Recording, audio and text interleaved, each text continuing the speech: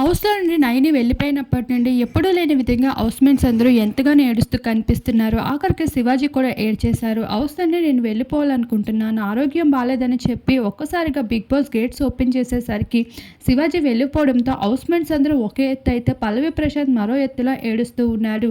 శివాజీ వెళ్ళిపోయినప్పటి నుండి హౌస్‌లో అసలు నీరు నుండి తిండి వరకు ఏమీ ముట్టుకోవడం లేదు. ఏదో కోల్పోయినట్లు కనిపిస్తూ ఉన్నాడు. గుడిలాంటి ఈ ఇంటిలో శివాజీ అన్న లేకపోవడం అనేది నా కల అయిన బిగ్ బాస్ అయినా నచ్చడం లేదు అంటూ చాలా బాధపడుతూ కుమిలిపోతున్నాడు.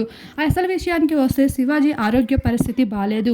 కెప్టెన్సీ టాస్క్‌లో 2 సార్లు పోటీ పడినప్పటి నుండి తన భుజం నడుము చాలా బెణికివ్వడం వల్ల తను లేవలేక ఉండలేక పరిస్థితులు అయితే ఉంటున్నాడు. టాస్క్‌ల్లో కూడా పాల్గొనలేని నేను హౌస్‌లో ఉండి ఏం చేయాలి అంటూ బిగ్ బాస్ అయితే రిక్వెస్ట్ చేసుకోవడంతో బయటికి పంపించడం జరిగింది.